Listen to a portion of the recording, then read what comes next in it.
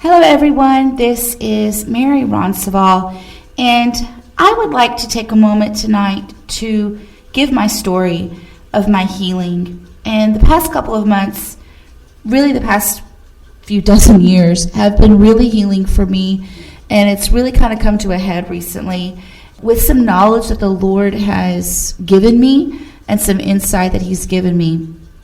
So I'm going to take a few minutes and give a lot of backstory to my life.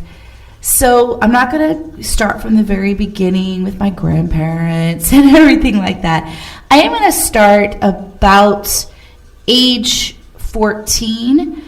Before that, I just want to touch on one thing. I grew up in Baton Rouge, Louisiana, from birth to 10, and I grew up in Jimmy Swaggart Ministries. So actually Gabriel Swaggart is a day younger than me. So I grew up actually with him and with missionaries' kids, grandkids, and evangelist kids, singers' kids, worldwide singers' kids, singers that you would know their names if I were to say their names. I grew up with their kids. So I grew up kind of in like this elite group of people. And I don't really talk about it a whole lot because the name Swaggart, a lot of people have a lot of feelings about that because of the scandal that happened. It actually happened while I was there. And so I don't really talk about it a whole lot, but that kind of gives you a little bit of a background of who I was, because we were in a bubble of Christianity, and we knew that there were people out there that didn't know Jesus. And Jimmy Swaggart Ministries was an evangelical ministry that was trying to lead the world to Christ. But everybody that was there, we were all on fire for the Lord, filled with the Holy Ghost, going to heaven.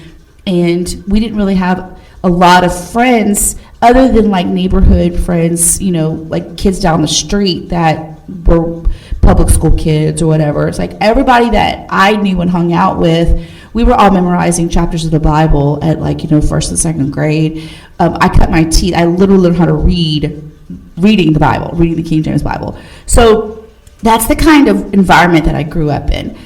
But I said I was going to start about age 14, and this is true. So around age 14, shortly before that, I had my first boyfriend, and he broke my heart. He was a little PK from a nearby town that I met at youth camp.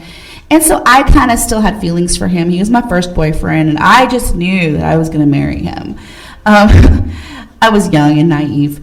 But so my mom and I and my sisters, we started attending a little church in another city, and there was a young man there. And I'm a pianist. I've studied piano since I was 3, and I've studied multiple instruments my whole life. In fact, I'm a music teacher today.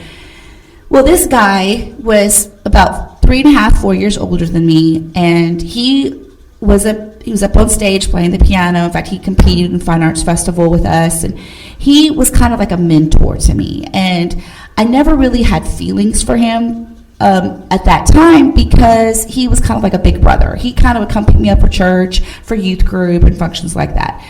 And because he was a pianist, we would jam together and play together. But he was like I said, he was a big brother. And I was gung-ho about this other young man that I had fallen in love with. And so for years, I just knew I was going to marry this other guy. Around the time that I started attending this church with this other young man, there was a girl whose mother was friends with the young man's mother. And they started attending the church shortly before I did, before my family and I moved in. Well, I did not know this at the time, but evidently what had happened was that my friend, the girl, she became a really close friend for years. In fact, she was the matron of honor at my wedding.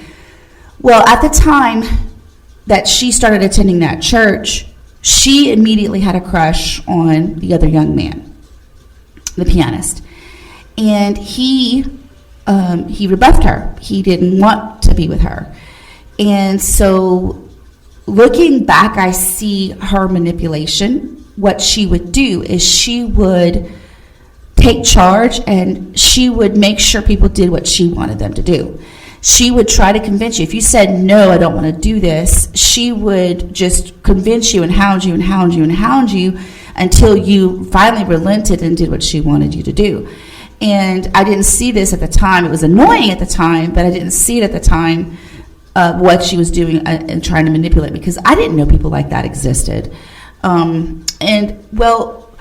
Every young girl that started attending our church in the youth group, we had an active youth group in the church, in the city, and all these little girls from the high school would come and start attending our church, and they would do so out of wanting to join a young group, wanting to serve the Lord and wanting to learn about God and be part of our group. Well, my friend, let's call her M. So my friend M would convince these new young ladies that this guy, the pianist, let's call him Jay, that this guy Jay was so perfect for them.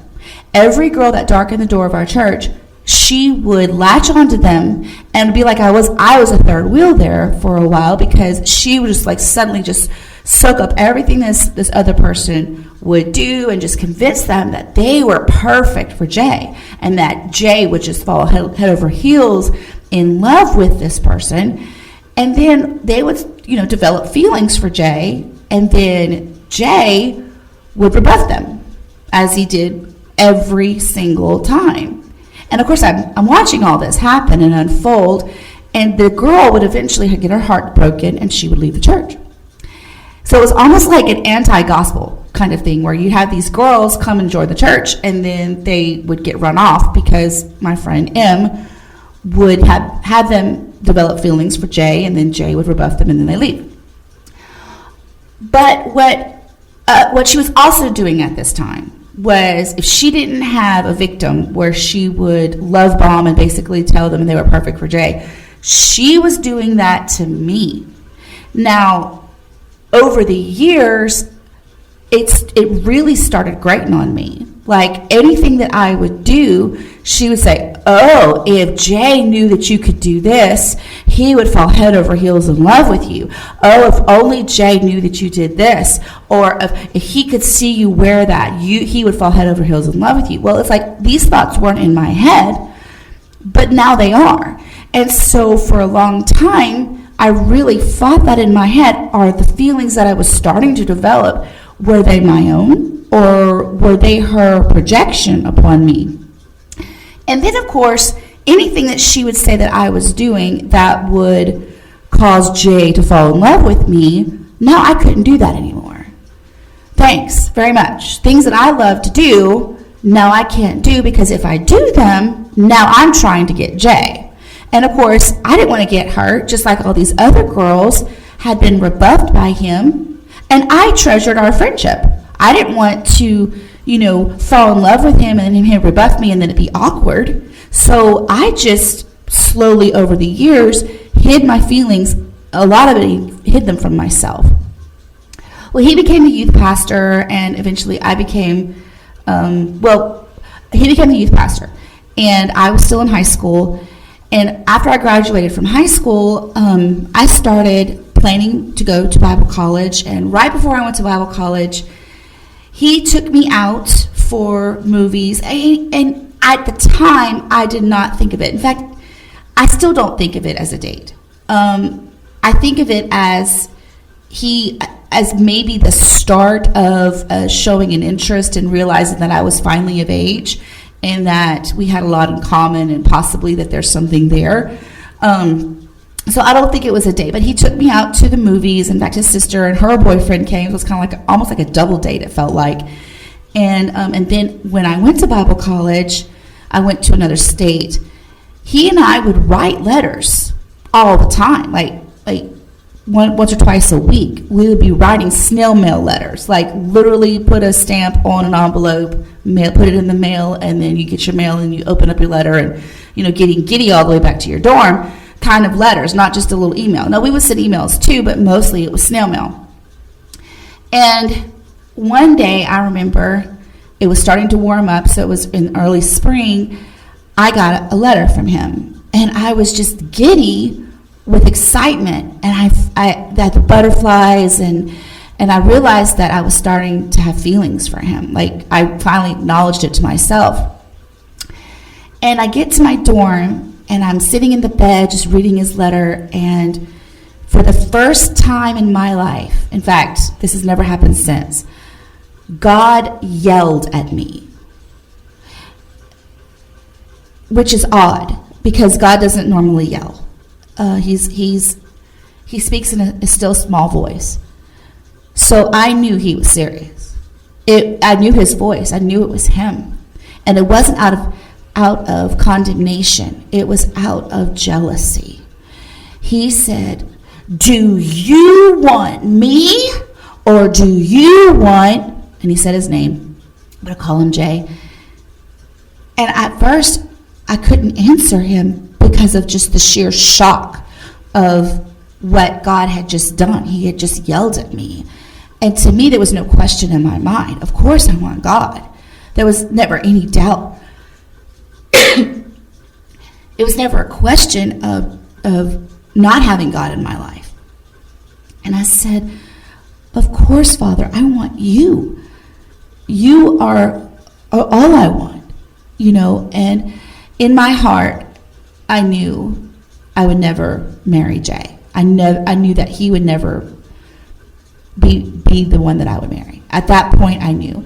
Now, somewhere in I'm a hopeless romantic, so there was a portion of me that thought, well, maybe this is Mount Moriah kind of a moment, where Abraham was asked by God to sacrifice Isaac, and maybe God was asking me to sacrifice Jay, and so then that he would restore him, But even that hope was very slim. I knew in my heart that I would never be with Jay at that point. And so it really put a brake on my heart, which is what I needed at the time, because I was at that point really falling in love with him. Well, I go home for youth convention, and we go to youth convention, and he starts, he actually got in a car accident with someone that I've known, and they start, you could tell that there were sparks flying between them, and I go back, and, my feelings were a little hurt, but, I had already accepted that I wasn't going to be with him. And a friend at Bible college and we were praying, and I just felt the Holy Spirit fall so heavily in her dorm room, and my blood turned to water, and I just felt the peace of God, and so much love, and so much peace and joy and happiness, and just like I looked down at my friend Violet, and it was like the love of God was flowing through me so much. I felt that he was like in love with Violet. That's how much love I felt from God, And I also got a download that this person, this Jay, was in the midst of a secret sin. And it shocked me to learn this, and I said, "Lord, what do you want me to do with this information? And why are you telling me this?" And the Lord said, "You're going to write a letter, and you're going to tell him that I love him and that I need him to stop. I want him to stop and repent and eliminate this from his life."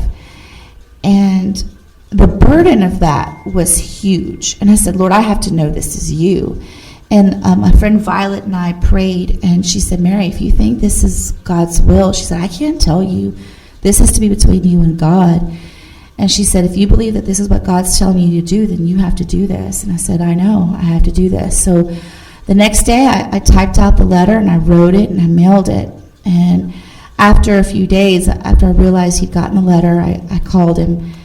And he said, "Oh, this has nothing to do with me. This was nothing. This doesn't apply to me." And I felt like he was believable, but I knew he was not. He was not telling me the truth. He was denying what the Lord had clearly told me.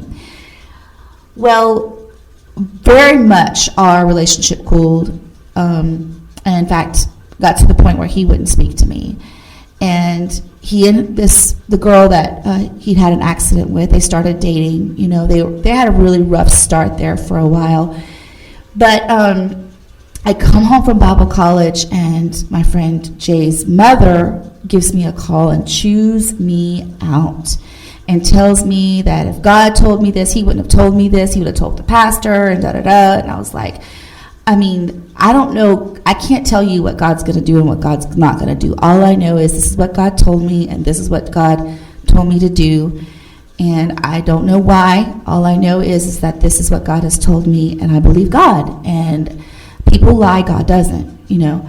And, well, shortly after that, I moved to San Antonio for a while, and then I ended up moving back. And he gives me a call back, like, I guess about a year later, and asked me to come play for a youth event that he was doing, and never mentioned the letter, ever. But he and this girl, they'd been dating, and their relationship, like I said, was really rocky there for a while. And you could tell that I lost a little bit of weight. My hair had gotten long, and I had a friend of mine that was beautiful, model beautiful, like had been in pageants, won pageants before. So I was actually with her, and he came over to talk to us, and I figured he was wanting to talk to my friend. And evidently, he'd mentioned that he was wanting to talk to me and that he was wanting to hang out with me. And he mentioned that to some other people, that he was kind of like showing interest. And so I was kind of like, well, you know, maybe this is really going to happen and all this. And then the girlfriend calls and, you know, gets him to go and be with her, which was, you know, understandable. I wasn't mad at all because they were kind of on and off, but you could kind of tell that they were still trying to make it work, you know. But God had called me back to that church, and the pastor made me the children's pastor. So with him as the youth pastor and me as the children's pastor,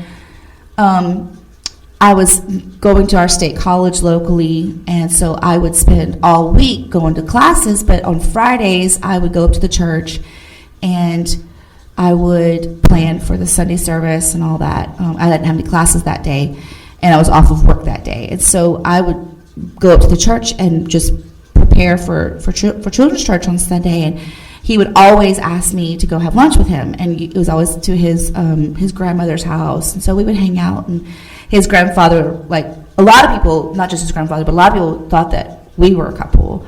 And I would always be very quick to, no, my name is Mary, and, you know, we're not a couple. He's with this other girl, you know. And I would always say it matter-of-factly with no emotion, because I was hiding the fact that I still had feelings for him. I was trying to. It's hard to do that sometimes when you're an empath. I at least, I can't speak for every empath, but I have a hard time hiding my feelings. I'm getting better at it, but my whole life I've really struggled with wearing a mask and not speaking everything, you know. So anyway, a couple months later, I'm in a program. I was in choir at my state college, and we were in a program, a Broadway musical that I was in. And I was in full costume, and, you know, I was one of Buffalo Bill's troupe. And I go to Bible study. We had a matinee performance that Sunday afternoon, and we had an evening performance. So I was between performances, and I'm like, I have time to go to Bible study at church. So, like I said, I'm in full costume, and I go to church, and I'm sitting on the second pew, and Jay and his girlfriend announced that they are getting married. And I'm on the second pew, and I'm just shocked. My heart is broken. And then they announce their wedding day. And their wedding day was going to be on my birthday. And under my breath, I said, that's my birthday. And the irony that the guy that I was in love with was getting married on my birthday just hit me like a ton of bricks. And she's right in front of me, on the pew right in front of me, and she turns around, and this girl, a lot of people think she's a great person. I know that my feelings towards her are not unbiased. I get that. But she's not a nice person. She turns around and says, happy birthday, we expect a gift. And I just was shocked at her gall and her unfeeling, uncaring selfishness. And I was like, oh my gosh. So I just I couldn't cry. I couldn't react. I had to wear that mask. And And then, of course, ironically, the song, the big finale of the program that we were doing at college was "There's No Business Like Show Business." The show must go on, and I'm like, so I'm wearing this costume, and I go up and I'm singing "The Show Must Go On," doing the jazz square and all this, singing the choral. And I wore that mask and would not let myself crack that mask. Until a couple days later, I was at work, and it hit me, and it all just came crashing down. And so I go to the restroom at work. I was working in a grocery store, and I go up to the employee bathroom upstairs, and one of the customer service managers comes in, and she sees me crying. I'm literally on the floor in the stall, just sobbing my eyes out. And she sees me crying, and I just open up to her, and she says, "Do you think that they planned to do this on your birthday, to get married on your birthday?" And I said, "He's oblivious. I don't think that he was thinking this is Mary's birthday. We're just going to get married on Mary's birthday." And I was like, "I don't think she knows what my birthday is." So I was like, "I think this is just a cruel, ironic circumstance, but it hurt so bad." Well, that was a Tuesday. And Wednesday night, I was very thankful that I was not going to youth. The youth was in the other building, and I was in the main sanctuary playing the piano.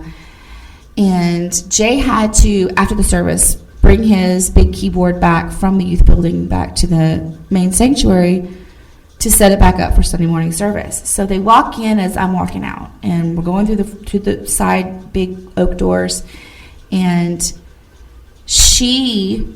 Jay's girlfriend, stops there, or now fiance, stops there and says, "We knew it was your birthday when we planned to get married on your birthday." She said, "It was Mary's birthday was on his calendar on his desk, and I was sitting in his lap at his desk, and I said, 'Let's get married on Mary's birthday.'" And if I had not been 3 feet from the altar, I might have slapped her, because she told me that the pain that she inflicted was intentional and malicious. And I could not believe that Christians could behave that way. To not only plan something so tender and in your main day, and it's as a bride, you don't want anybody else's attention to be on anything else but you, and to plan your day on the person who you're trying to hurt's birthday. It just shows a huge level of witchiness. And I attributed it for a long time. I assumed that it was her doing and hers alone. Well, what they didn't know was what had happened with my friend M. M had taken the now fiance back before the accident happened during youth convention. A couple years before that, my friend M had taken the fiance aside, and she had love bombed her and tried to convince her that she was perfect for Jay. The same old game, same, just different girl. Well, when I go to the wedding on my birthday, I see in the bulletin, they actually had a bulletin for their wedding, which, say you're a church nerd without saying you're a church nerd, you have a bulletin for your wedding. Not a program, not a flyer, a bulletin. So in the back, they give their story of how they got together. And of course, it tells that M had told the bride that they were perfect for each other, and that they had exchanged numbers because of M's suggestion. I almost laughed, because they didn't know that this bride was the first person that actually, listened and actually won him. M had tried this so many times. She won. My friend, the manipulative one, finally won. She picked who Jay was going to marry. And anyway, I found out later, and because my feelings were so raw on the inside. I kind of just put up a show, and I didn't speak about my feelings with anyone. I tried desperately to hide the embarrassingness of being rejected and being refused and being hurt and made to feel that I was unloved and unworthy. And so I just kind of stayed to myself and did my work and hung out with people that I trusted, not telling the whole story of everything that happened. But other people would open up to me about this fiance, how rude she was, how awful she was, how mean she was. And actually the pastor of the church vented very carefully. He wasn't a very big venter, but as children's pastor, I heard him say, and he had just mentioned that he had counseled Jay to not marry this person, just because of the nature of this person, this fiance. But he married her. He did on my birthday, and I tried desperately to hide my feelings because I didn't want to be married. I did not want to be in love with a married man, of course. So I banished any thoughts or feelings from him, from my heart, from my brain.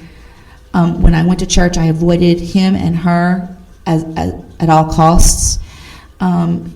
Sometimes we'd be next to each other on the stage, waiting for our turn to play or whatever, and I would literally give him, put up a cold shoulder, because not out of anger, but out of self-protection and preserving my emotions. And she insisted she was never going to raise her baby in that church. So when she got pregnant, they had to go find another church and go back to her home church or whatever, which is actually against the rules in our denomination. You can leave the church, but you can't go to another church and be a minister at a church within a certain amount of distance, because then you pull people from, the other church. Anyway, but she went to a sister church, and so they tried to go there and whatever. But she insisted she was not going to raise her baby at this little church. So, okay, I sang when they left. I sang Friends Are Friends Forever, and he cried when I sang that, because he knew that I meant it. I meant that, despite everything, I wanted to be friends. And that's all I wanted, was just friendship. And that's why I hid my feelings for so long. I never tried to take him from her. In fact, at one point, God had told me to tell him of my feelings. And I didn't, because I felt like if I tell him of my feelings and he leaves her to be with me, then who's to say that some other girl couldn't do the same and lure him from me? So I never felt like there's a girl code, right? You don't do that. So I just never tried, and I've never actually ever hit on a guy ever in my life, and I never will. I don't think it's appropriate. So that was beyond what I was ever going to do. And so let's see.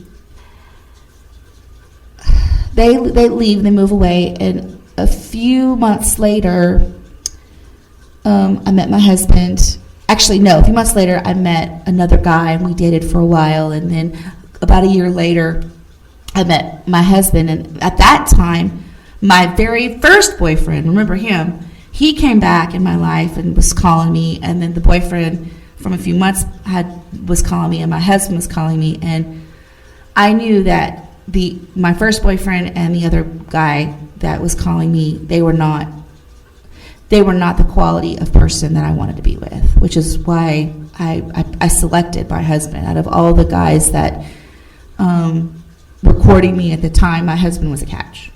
And a couple years later, Jay's wife accused me of settling for my husband, and flabbergasted me because it was so completely not true.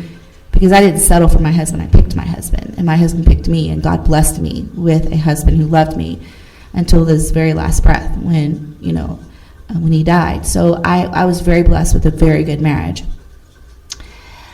And all of this has been very hurtful over the years, because I don't think about this guy. I have not been in love with him for years, long before I met my husband.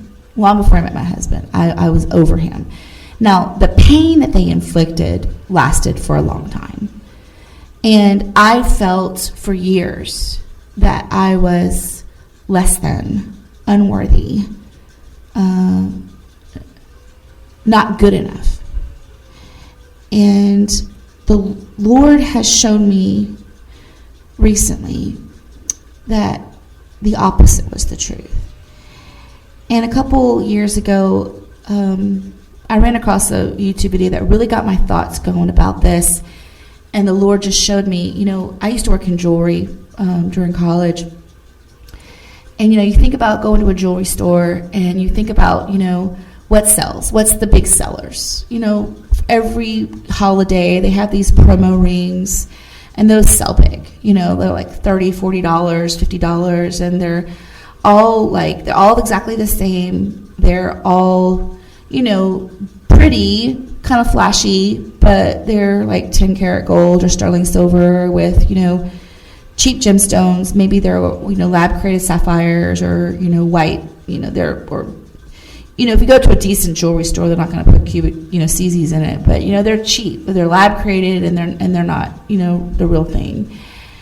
Versus if you go to the bridal counter and you look and you see all of those beautiful solitaires, and there's one, like 2 karat, beautiful, maybe asher cut or emerald cut or round cut or oval cut, that is, A in clarity, and it's beautiful, and A in color, and it's certified, and it's thousands of dollars, And all these little promo rings, those sell fast. They sell a whole bunch of those. And the Lord was like, you're not a promo ring. You're that diamond solitaire in the cabinet. Only one person is, not that nobody wants you, but you are set apart. Not anybody can afford you. Only one person can afford you. And I don't mean afford like finances. I mean like the level of person that would have the resources to expend on something like that is the kind of person, like any like 15-year-old kid can walk in and buy a promo ring for his girlfriend. And not knocking the 15-year-old kid or the promo ring or the girlfriend. But there's a difference between the promo ring and the diamond solitaire, certified, A color, A clarity. It's like there's a difference, and you're that difference. Your quality is different, and I really, as a person who I've always been on the lower side of self-esteem. I'm overweight. I don't feel beautiful. I think a lot of women feel that way. We don't feel attractive. We don't feel beautiful. We do our best with what we got, but a lot of times we just find ourselves so insufficient. And even though I'm a musician, I've always had this dichotomy of I'm very confident in what I do, but I'm also very unconfident in what I do. Does that make any sense? I'm also second-guessing myself all the time, even though I still feel very confident. I get up on the stage and I perform. But it's never out of pride. It's out of this is what God's given me to do, and this is what I love to do. And so there's this dichotomy, this war inside of me of finding the confidence to do this, but also staying humble. And I think it's important to stay humble, especially as ministers and musicians, because we start getting a big head, then we start thinking we're more than we are, which is where I'm headed. Because this guy has always thought he was better than he is. Now, he puts on an air of humility, and he puts on an air that he's wise and righteous, but his actions speak louder than words. And one of the things that really struck out with me is we have mutual friends, and I mentioned to one of them that he won't be friends with me on Facebook. And she said, well, you were in love with him. And I was like, 20 years ago? I was like, I've been widowed since, he's been divorced since. Like, what's the problem here? We can't be friends on Facebook? And she's like, well, he doesn't want to give you the wrong idea. Can you hear my eyes roll? Because that tells me that he considers me two things. He considers me, A, stupid, and B, unworthy. And I've thought about this as well, and somebody mentioned it, a friend of mine from work said, it also shows that his feelings were deeper than he thought they were, or that he admitted to himself that they were. He had feelings for me, and he can't admit it to himself. Because to admit it to himself would mean that he could have had me and didn't. And I'm like, that's probably very true, but of course, it's hard for me to accept that because I, again, struggle with self-esteem. This all came to a head this week because, just to give a little backstory on him, around the time my husband died, he and his wife got divorced. And I had my own feelings about her and about blaming her. And at one point she told me that, I think I said this, that she accused me of settling for my husband, which is completely out of touch with reality. She doesn't have any authority to say that about me, doesn't know me, and that's just something that she assumed, that I never got over Jay, that of course he's such a great catch, that how could I ever love anybody else truly, that I settled for Todd because he was the only guy that would love me, right? It's completely ridiculous. And so I have my own feelings about his ex-wife. And currently she's on husband number 3. So to me that says a whole lot about the quality of character that she has, or that she lacks, honestly. Well, he didn't remarry for a while. I stayed away. I did express, I sent him a message, and I let him know that I was sorry that his marriage had failed and I was praying for him, which was 100% completely honest, and I would have done that for anybody, and have. I do, when people are going through a hard time, I do express condolences and that I'm praying for them, no matter what it is. And to me, it didn't matter that we had ever even thought about having feelings for each other, or that we had any past at all. I would have given that message to him. And of course, he gave me a thumbs up, whatever, and sent me a video of a song. Couldn't respond with words, whatever. And that I'm not blaming him on that, because everybody grieves differently. And I was in the midst of grieving my husband, and he was grieving the loss of his marriage. But a few months later, again, when you grieve a while. So I was still in the grieving process, and thankfully I'm financially independent. I don't have to remarry. Honestly, I don't plan to remarry. I've experienced the full gambit of what love has to offer, and I'm good. I don't really feel the need to ever venture that ever again. I'm really good. His mom sent me a message and said that I needed to, in her words, join a gym and get on Christian Mingle. And the level of shock that I felt at her unmitigated gall was out of this world. I could not believe that she would have felt the right to give me unsolicited advice for my life. She's never been widowed. She's never been divorced. You don't get to tell me how I need to grieve. I would never give that advice to any woman grieving, and I've been widowed. I know what it's like. I would never have given that advice to anybody. The only advice I will ever give to widows is you're going to feel it for a long time, and it takes a long time to get over it. Don't make any big decisions for the first year, unless you have to. Like sometimes you're financially destitute and buy a house, sell a house or whatever. If you can avoid any big decisions for the first year, I would suggest that.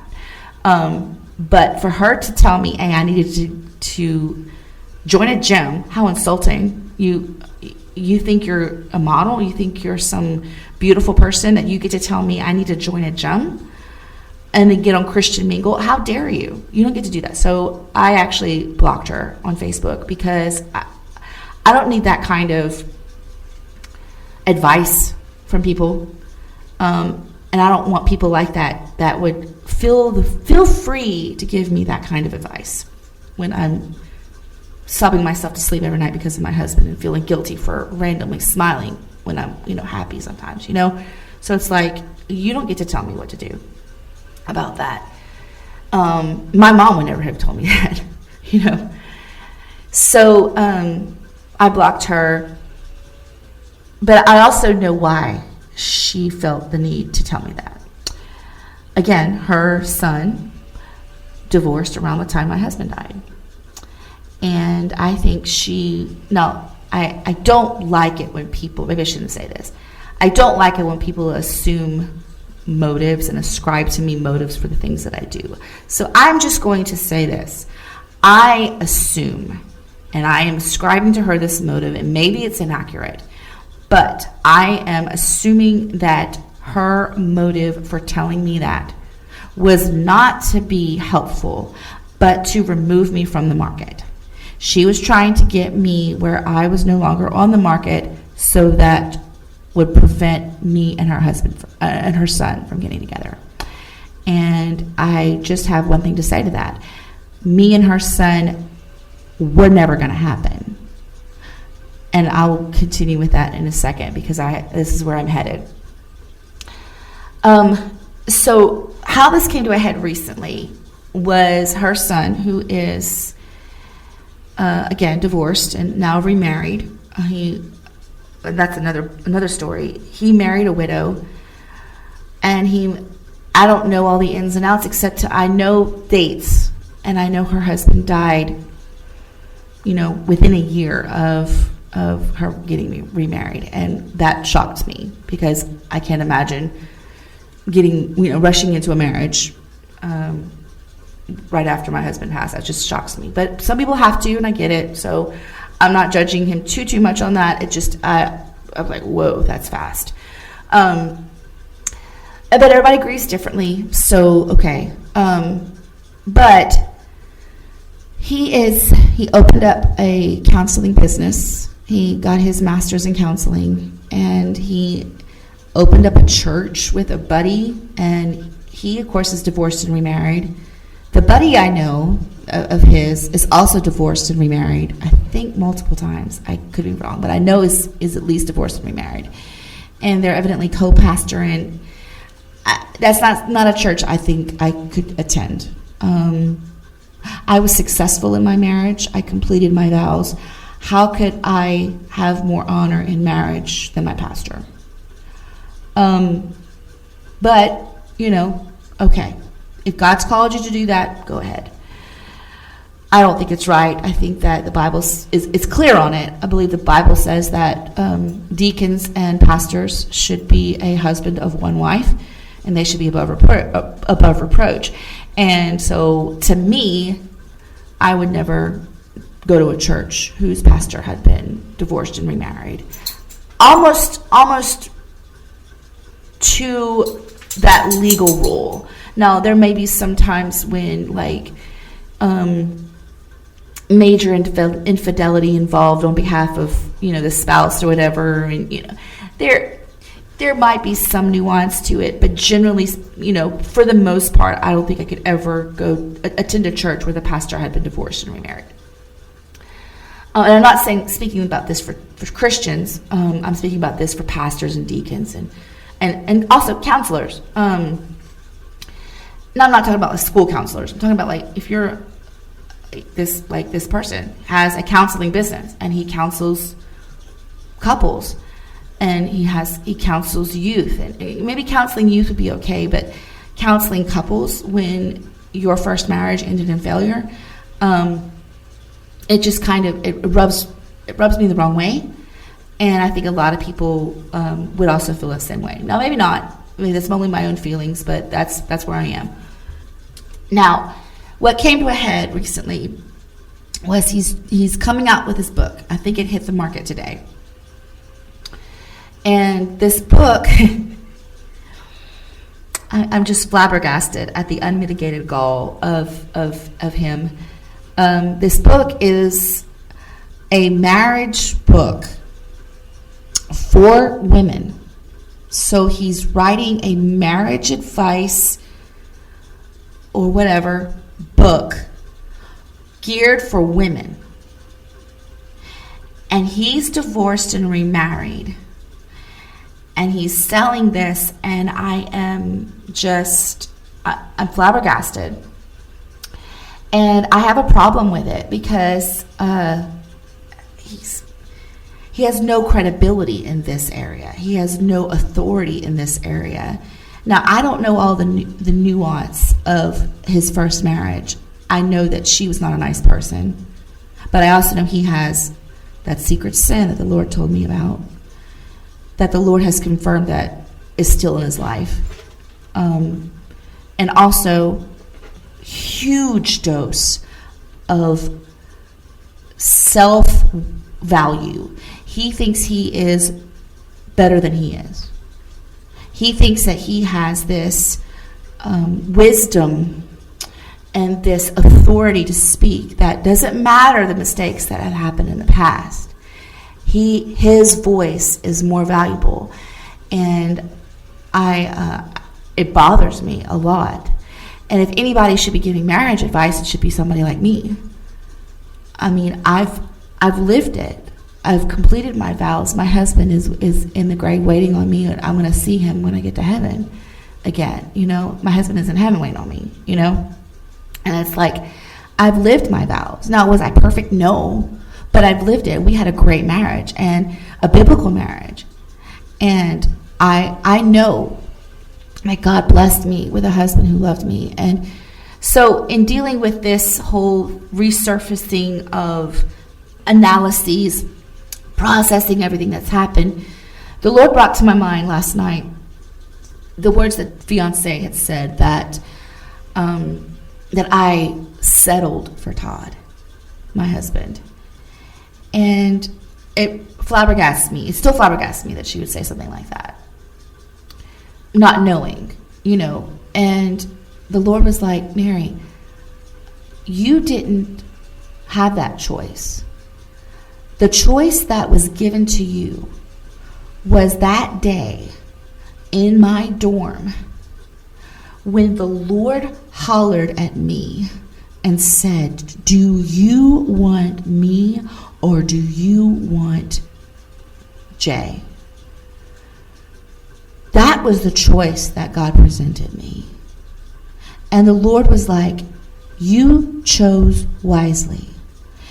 And it was like the Lord was saying, if I had chosen Jay, the Lord would have allowed that to happen. And I would have suffered the same fate of a failed marriage, dealing with that secret sin that's in Jay's life. The dreams that I thought that would have happened had I married him were never going to happen because of Jay's choices, because of the sin that he still to this day denies and still to this day is bound to. And the Lord just made it clear to me that he spared me. Now, he's told me this before. He spared me because I made the right choice. I chose God. The choice was never between Jay and my husband. Never was. It was always between God's will versus what I wanted at the time. And I chose God's will. And I know with clarity. Now, a lot of times we're not going to know when we choose God's will and we reject our own will and set it aside in lieu of God's will, pursuing him and pursuing the plan that he has for us. Sometimes we don't know what would have happened had we, done what we wanted to do. But sometimes he lets us know. And he has let me know that he valued me so much that he spared me from that. And I wondered, I was like, well, Lord, what about the girl he did marry? You didn't spare her from it. And I don't know for sure if God gave her that option that he gave me, but I wonder, it's like, maybe he did. Maybe he did at one point say, hey, do you want me or do you want Jay? And I don't know. I can only surmise and guess that, she chose to marry him knowing that it wasn't what God wanted, and that's just me guessing. But I know for me, it was never going to happen. And so his mother telling me to go and join a gym and get on Christian Mingle was it was uncalled for, and it was unnecessary, because I was never, ever, ever, ever, ever going to give Jay the light of day again. He was never going to have a part of my heart. Because he'd hurt me so bad and was so cruel and malicious to me. I could never trust somebody like that again. Somebody that would marry someone else on my birthday, knowing how much I had cared about him, and yet he intentionally hurt me. And then proceeds to tell other people that he can't be my friend because it would give me the wrong idea. It shows a level of pride and arrogance that a Christian should not have.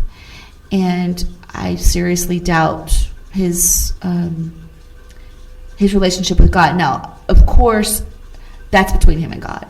But I know he was not for me. And he wasn't for me. It was not that I wasn't worth it. It wasn't because I lacked in any way. It was because the fault was in him. And God said, nope, not going to happen, because he's not good enough for you. And that's what's been going on in my heart and in my head for the last 20 years, and come to a climax this week. So if you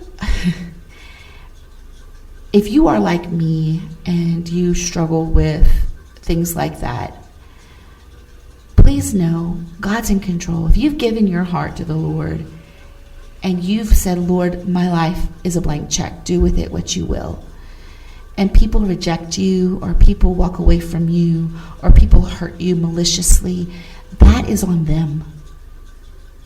That is not on you. It's our job to forgive and to move on. Not that we have to let them back in our lives. I will never, ever let him back in my life, ever. Even if he came crawling back or whatever, in which he won't. But that's never going to happen. That's never going to happen. In fact, if I ever see him, I go the other direction. Like if I happen to be in Sam's or whatever, I go the other direction and quickly get what I need to get and leave, because I've seen him around town, and I go the other way, only because I don't know you, and you've hurt me so bad. I don't know really who you really are. So we don't have to forgive to the point where we reconcile, but we can come to a place of peace and come to a place of, what you did to me was wrong, but you no longer have control over me. And that what you did to me is on you. It's not on me. And I'm a child of God. I'm a daughter of God. And how dare you think that you're better than me? Because you're not. We are, all of us, every single one of us, are sons and daughters of God. If we're believers, we are his children. Now, I'm not talking about people that aren't believers. I'm talking about believers. And the Bible does say that many are called and few are chosen. So some of us have callings on our lives for certain purpose. And some of us are chosen and set apart for a certain purpose. And there are vessels of honor and there are vessels of dishonor. And, you're never going to put, bath toilet water in a crystal goblet. You're going to put it in a toilet vessel that is not of honor, that is not a crystal goblet. So there are different levels, and not to say that that some are less or more than other people, but our purposes are. We have a different purpose in our lives, and it might not be glamorous, and it might not be of fame and fortune, but it's still something that God has planned for your life. And if somebody's rejected you, it's because they weren't part of God's plan for your life. And just accept it and move on, and go about every day doing the plan that God has for you and living in his presence and giving the rest of it to God. And that's one thing that I'm having to learn over and over and over again in my life, is not that I'm worth it or not that I'm enough, because I'm not. It's not about me. It's about him. And I'm not worried about being worth it or enough. I'm worried about doing my Father's business. And that's what we all need to be worried about. So this is my healing and my life. It's been almost an hour just pouring out my heart. And if you have a question or a comment or whatever, feel free to email me. If you're not nice, don't email me. But if you have your own testimony, I would love to hear it from you. In fact, I've had some people reach out to me and tell me their own testimonies, and that's really awesome when my testimony and yours can coincide and can glorify God. So if you have something you want to tell me, please email me. And if this ministered to you in some way, I'm glad. And if not, just regard and have a nice day. Y'all have a great night.